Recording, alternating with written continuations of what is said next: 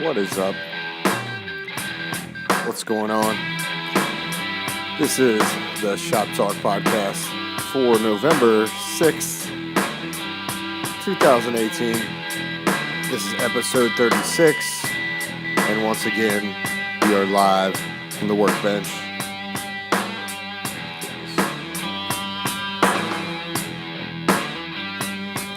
So, this week we have major problems in the Cleveland Cavalier organization. There's still stuff coming out on the jump right now about Jesus Christ. Okay. And also my top 5 picks for the most improved player in the NBA if the award was given out today. And I know that we're only 9 games in the season, but I'm sure one of these predictions will turn up a most improved player award. And we'll get to that here in a minute. Do you guys ever watch the Indiana Pacers, any of their games? The floor in the arena, at least on the TV screen, it hurts my eyes, and it also almost gives me a headache. It's hard to watch. It's almost like the floor in Utah, but it's worse. It's this pale gray color. It looks almost fake, and hope it's not like that in real life if you're sitting there in the arena. But on to the Cavs and their major problems and their organization. We'll do a sound check real quick. Okay. A little bit louder. There we go. First problem, Larry Drew, their coach. He's been a head coach before. He's their interim coach. That's what he gets paid to do. If anything happens to the coach, whether they are fired or they get sick, I understand his concerns, but they need to pay Larry Drew his money. And I probably have been the only person to say it. They need to keep him around, even if for another year. No one is talking about that at all. I'd say just pay his money, and we'll get on to that because that's another problem. But you got all these other coaches on the books. Pay him his money, keep him around. He's a good coach. Blah blah blah. Some other stuff is coming out. The Cavaliers' expectations under Larry Drew. Okay, well, yeah. So second problem is Colin Sexton. Yeah, the sex man, the bull.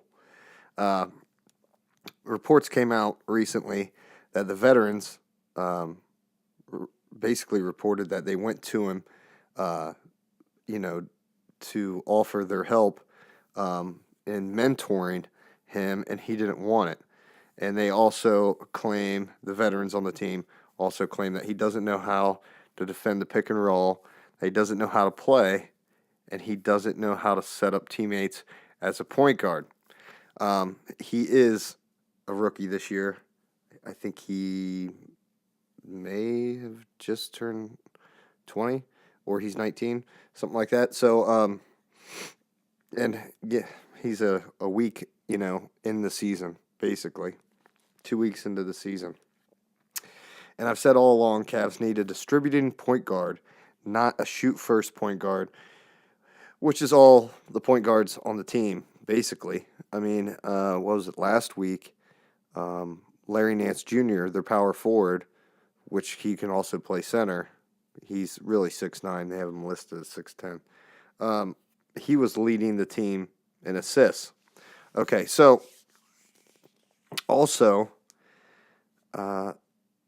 J.R. Smith, of course, there's problems going on there.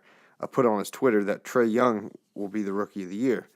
Well, Trae Young probably will be the Rookie of the Year.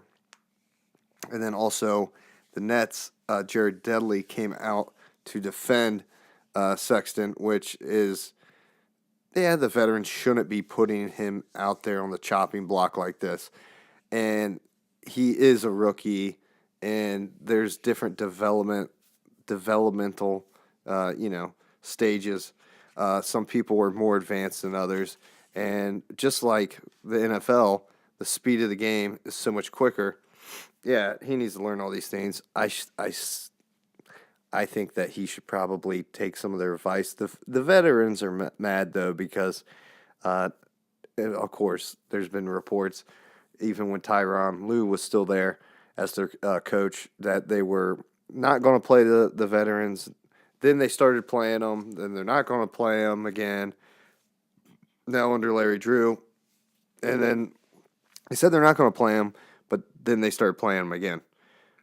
Like 25 minutes a game, which we'll get onto that. The third problem, J.R. Smith, J.R. Swish. Good player, but will forever be remembered in the Cavalier Cavs fans' minds as the guy that blew the game in the finals. However, there were a lot of bad calls in that game. It could have been swayed either way. So it wasn't just that one play. He didn't lose the game for him. They were still down. Okay, so it's not like, yeah. I know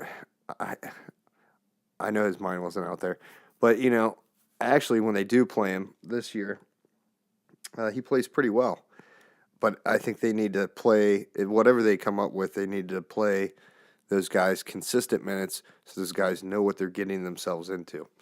And I think he will be paid $14 million next year if he's not already getting paid $14 million this year. Either way, play him or trade him for a guy that will play. What's the point of paying a guy $14 million a year and have him sit on the bench? You could get a guy at the league minimum to sit on the bench. You could save so much money.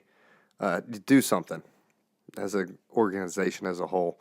Fourth problem, replacing LeBron James, which a player like him only comes around once a decade. I know a lot of people say once a lifetime. Bullshit. Okay, a la Kobe Bryant and Michael Jordan. That's who I'm going to go with. And you're not going to be able to replace him. That's just key factor there. Fifth problem, the one that circles back at the end of each of these topics, the Cleveland Cavalier organization as a whole. Make up your mind about your coach. As far as everybody that is still on the books, you have former coaches like Mike Brown, that is an assistant for the Golden State Warriors, is still getting paid. Then David Blatt, he's coaching overseas, still on the books, still getting paid. Tyronn Lue, they just fired him. So you got 3 former coaches still on the books. Yeah, and if it was my money, this would be fucking outraged. So stick with one coach for at least a few years. Get these coaches off the books. GM Kobe Altman looked like a genius last year with all the trades, sending Wade back to the Heat, Isaiah Thomas to the Lakers, Shumpert to the Kings, Crowder to the Jazz, which Crowder used to play for the Jazz, and you all know Dwayne Wade, of course, played for the Heat. This season looks like he has his head in the sand. Decide whether you're going to rebuild the team through the draft or sign a big-name free agent and or both. And they're probably going to have to do both. It's not a big market. You have a hard time signing a big-name free agent that would want to come here. And let the fans know the organization's plans. Get your fans on board. And you won't be selling $2 tickets. It's just a shame. I remember when LeBron came back to the Cavs, looking at tickets, they were just outrageous prices. And just the year before, the tickets were nothing, and they still had Kyrie and my boy that's hurt down at the Miami Heat. Fuck. Yeah. He went to the Thunder, and he didn't look like he wanted to shoot the ball at all. And then he goes to Miami and he starts blowing up. Anyways, god damn it, couldn't think of his name. Dion Waiters. Jesus. Yeah, Philadelphia native. So, and people may forget, Luol Deng going to the Timber Bulls. Deng followed James leaving Cleveland when James went to the Miami Heat. So Deng played in Cleveland. James left the Heat. Deng went to play for the Heat. Kobe Bryant retires. Deng suits up for the Lakers. I'm not saying bring the guy on board. I'm just saying, you know, especially when they don't even know if they're going to play their vets or the young guys. They have no freaking clue what's going on. Hell, bring in a guy like Nate the Great Robinson. You know, he's still young. He's playing in the Big Three basketball league. Someone the fans want to root for, and a player that they could embrace. I'm not necessarily even bringing him, just bringing a player like that. You know, a guy that they. Too bad, you know, Derrick Rose, the 50-point game he had the other. Too bad he's not still on. Back to Kobe Altman. Maybe it's too bad he's not still on the Cavs. You know, he's still young. You know, he's still got a few more good years. Fuck, you're putting up 50 points in a game, in an NBA game, where guys are, you know, probably 5, 6, 7, 8 years younger than you most of the time. Yeah. On to the Most Improved Player of the Year award as if it were today. Now, I was only going to do 5 players. I thought I was going to do more. Well, I was only going to do 5 players. I ended up doing 7. There's a couple guys. When I get to the 5th one, I'll explain a little bit. So, at number 7, I have Tim Hardaway Jr. And now 7 meaning when I get to 1, it's the guy that's most likely to get Most Improved Player of the Year award. Now, Tim Hardaway Jr. for the New York Knicks. And the New York Knicks, everybody on the Knicks are playing good. And good for them, you know. At least they're not having all these fucking hiccups in their organization. Get this out of the way. So we have, Tim Hardaway Jr. His points per game this year are 23.3 points per game, 3.4 rebounds per game, 3.3 assists per game, and 0.8 steals per game. His career averages for points per game are 12.4. His rebounds per game are 2.4. And assists per game are 1.8. Steals per game are 0.6.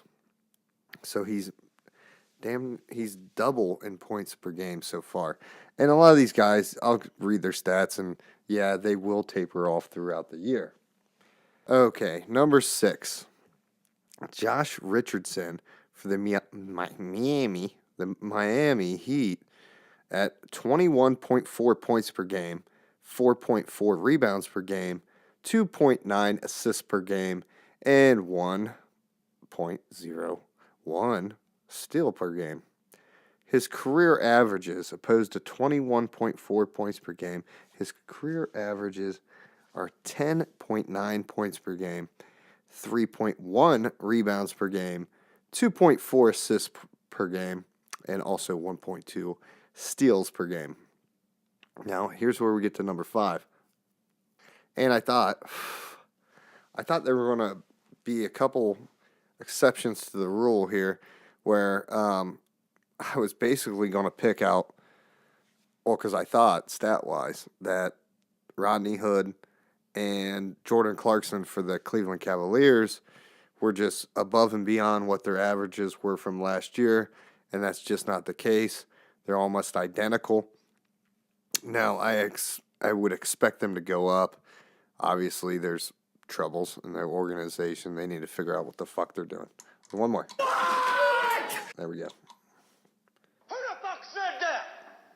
Who's the slimy little communist shit twinkle-toed cocksucker down here who just signed his own death warrant? Uh-huh. Nobody, huh? Okay. I'm a little enraged. What? Where's my cat? I killed your cat, you druggy bitch.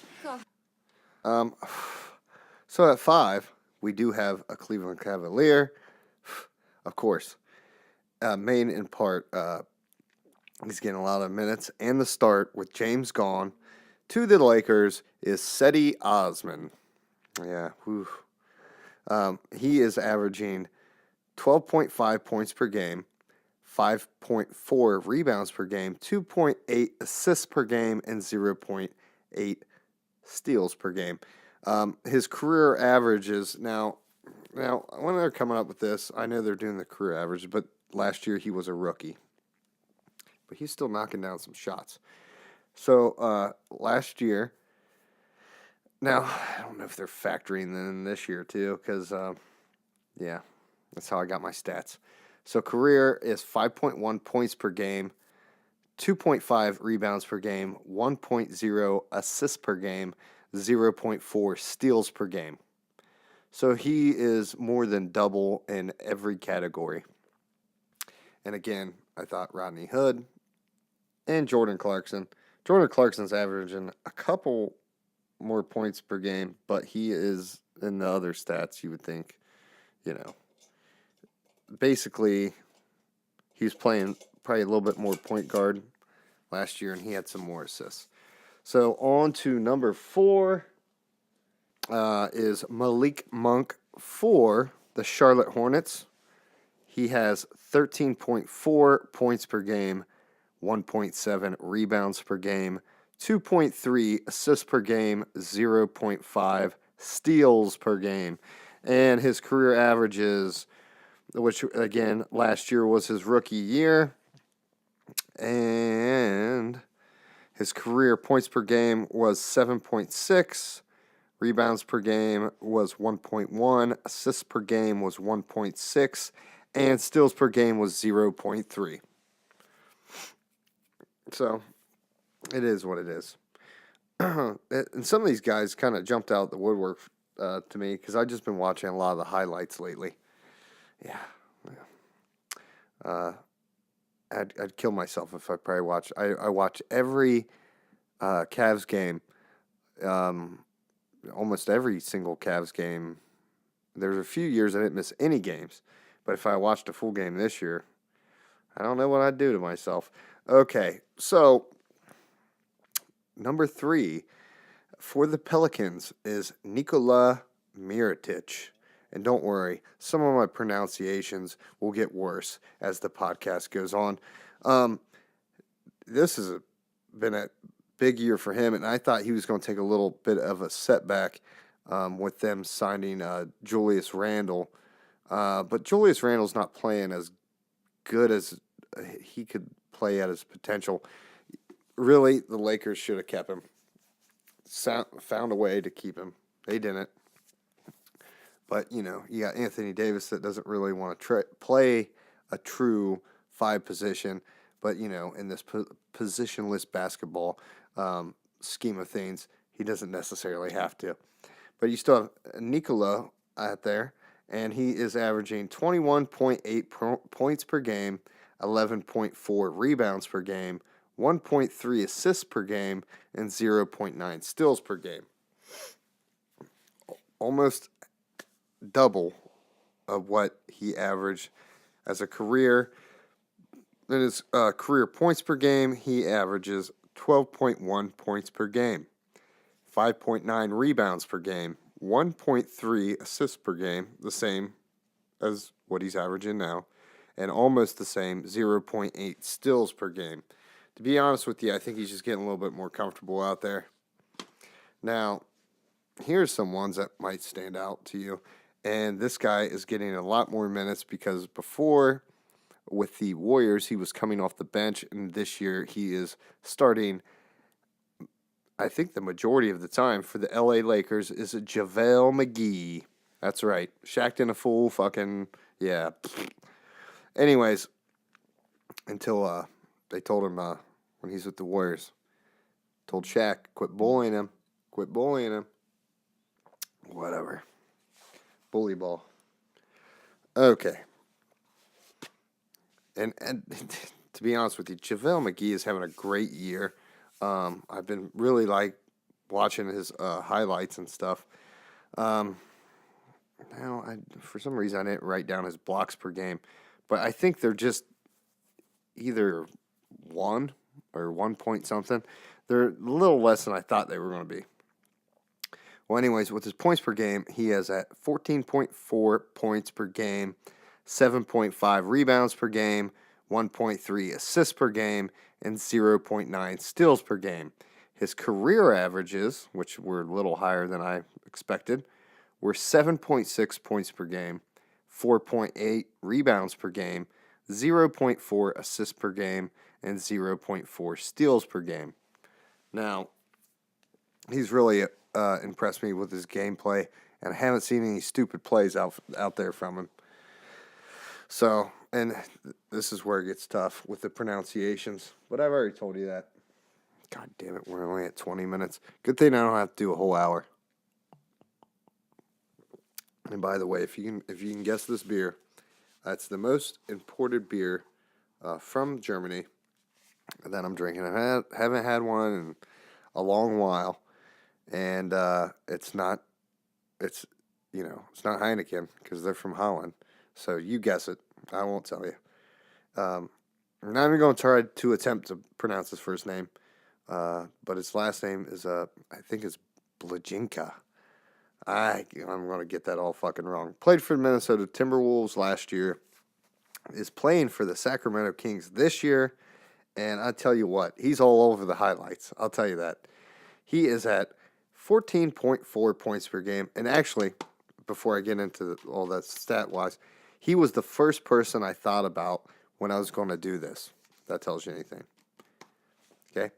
5.8 rebounds per game. 2.8 assists per game, which is great for a 6'10 power forward. And then, of course, I've got his blocks at 0.8 blocks per game. He's at 1.2 steals per game. He is ranked the 72nd best on the defensive rating charts. I was going to write down that number, but I really couldn't explain it to you. So, I couldn't explain it myself. I got his career, he's had an average of 6.8 points per game, 3.9 rebounds per game, 1.4 assists per game, and 0.6 steals per game. But he is the guy that I believe will win the most improved player. If you look at the different stats and how they do things, that's why. We'll have another What's for Dinner coming up. Should come out tomorrow. I still gonna have to film it, edit it, blah, blah, blah. You know how that goes. Do the voiceover. So I've got that to do. That should be... It's not Nathan's Hot Dogs, and it will be Hebrew National Hot Dogs and Hormel No Bean Chili. Check it out. It's What's for Dinner. I've got a few of those videos. That one just went over, the second time, it's went over 100 views on YouTube. Also, we are on the Apple iTunes podcast app. Check us out there, Shop Talk Podcast, and check me out. It would be, if you like to donate to the show or to the cooking fund or the beer fund, because we need it. It is paypalme.com/live from the workbench. And of course, let's get a couple more of these in here real quick. Oh yeah, and before I forget, there should be a video coming out of worst haircuts in the NBA. Yeah, I know, sounds exciting. Let's do this one more time. Who the fuck said that? Who's the slimy little communist shit twinkle-toed cocksucker down here? Check out that video. Check out What's for Dinner. I've got new recipes every week. And I appreciate everybody out there that's watching. I hope you guys have a great week. Enjoy your weekday. Your work week. Everybody, I appreciate everybody out there that listens. Take care. Like, subscribe, share. You know the deal. Can it be that it was all so simple then? Got me thinking, I remember the time. Can it be that it was all so simple then? Ain't no changing what's left. Can it be that it was all so simple then? Because we all race against death. Can it be that it was all so so simple